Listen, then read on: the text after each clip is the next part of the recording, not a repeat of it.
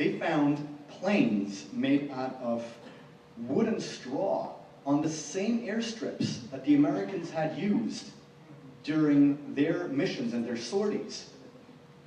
And every night, the people would sit on the side with fires, creating runway lights, or they held little wooden boxes pretending to be walkie-talkies. They had rifles made of wood on their backs. And when the ethnologists asked them, "What on earth are you doing?" they said, "Well, we're waiting for our gods to return." Now, at the time, they didn't know that the Americans were simply other human beings, not from another planet, not from another dimension, but from halfway around the world, from the United States. Now, another thing I would like you to look up, which goes hand in hand with this, is the John Frum cult. John, as you spell John, and then F-R-U-M. And if anybody wonders what a John Frum cult is, well, very simple.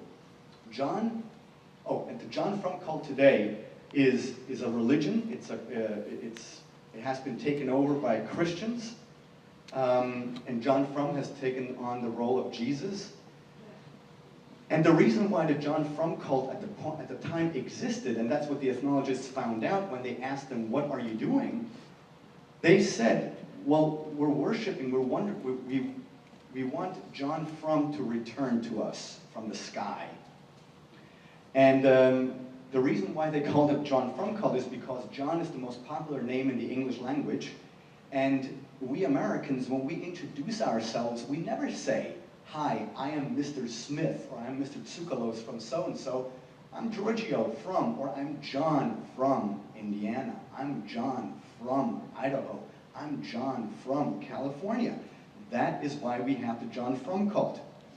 So, if something like this can happen in the 1940s and the 1950s, then my argument is cargo cult behavior can take place in the 1940s and 1950s, then the argument is that a cargo cult behavior also took place 5,000 years ago.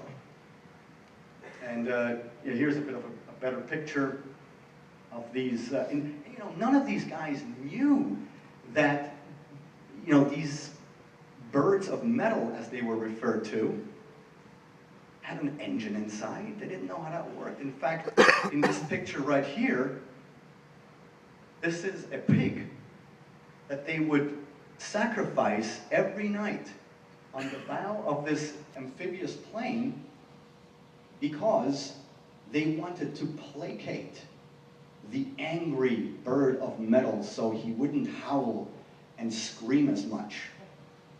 Now, that does not mean that any of these people are stupid or intellectually inferior. This is the pilot right here, after he explained to them and opened up the engine and showed them this is how it works, they stopped sacrificing the pig immediately. And they were happy that they didn't have to give away food for other things that that was just thrown upon them. Oh, and just so you know, this is the origin of my hair. These are my relatives. Now you know the secret.